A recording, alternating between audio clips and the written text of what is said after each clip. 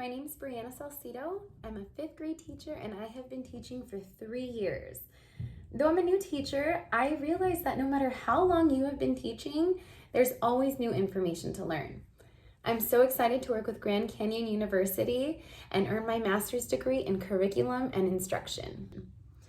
I've heard it a million times from friends, family, and even strangers. I don't know how you can be a teacher. I could never do it. And I agree.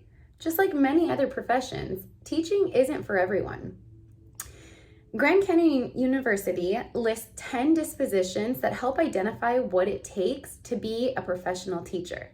According to the College of Education, these dispositions are the values, commitment, and professional ethics that influence behaviors towards students, families, colleagues, and communities.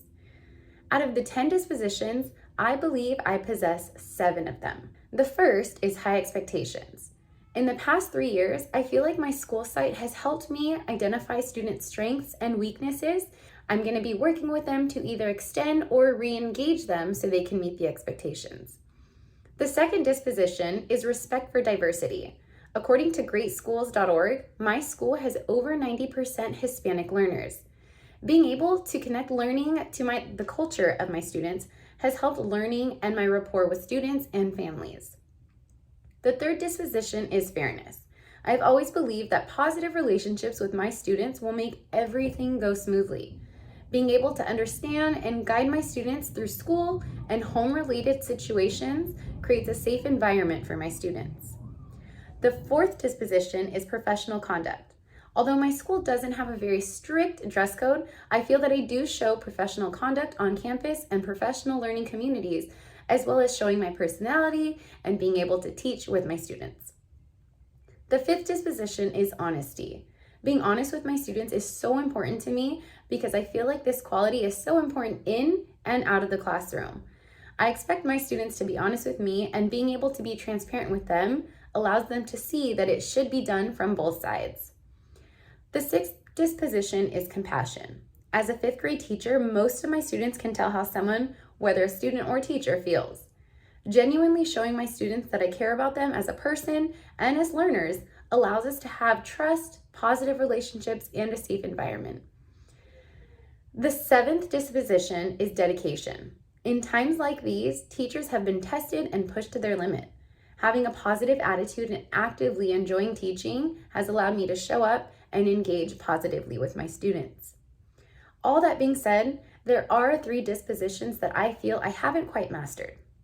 I realize that my first 3 years of teaching have been less than normal, but I look forward to practicing and working towards the 3 dispositions. The first disposition that I'm working on is reflection. As a new teacher, I find myself rushed for time and end up with no time to reflect or change what I need to. By the time I get to reflecting on a lesson, activity, or the structure of a unit, the time has passed to move on, and I have to wait another year to work on it again. For me, I think getting comfortable with the curriculum and activities will allow me to become more efficient with reflection. The second disposition I'm working on is curiosity. Again, I feel like I'm constantly rushing through assignments and units to keep up with the pace of the school year. I want to be better at giving my students time to engage in critical thinking and inquiry with topics. The third and final disposition that I'm working on is advocacy. Although I consider myself an advocate for my students in the classroom, I don't think I've been able to successfully create a positive change outside of the classroom. When issues arise outside of the class, sometimes I feel myself second-guessing myself on how the students or the parents and families might react to certain situations. These dispositions are internal strengths and weaknesses, and though I'm still working on them, I can continue being a professional educator who is continuously learning and growing on the outside. To me, a professional educator is someone who looks kind, inviting, enthusiastic, and confident. A professional educator should behave in a professional but fun manner, showing excitement, being punctual, and staying organized. The edadvocate.org lists standards that effective teachers should meet. I found the most important standards teachers should meet are understanding learner differences, creating a safe and fun environment, planning and collaborating with colleagues and students, flexibility, and positivity. A teacher who can use these standards to guide their thinking and actions, along with holding the 10 dispositions, will see success in their classrooms and in their hearts. Thank you for listening.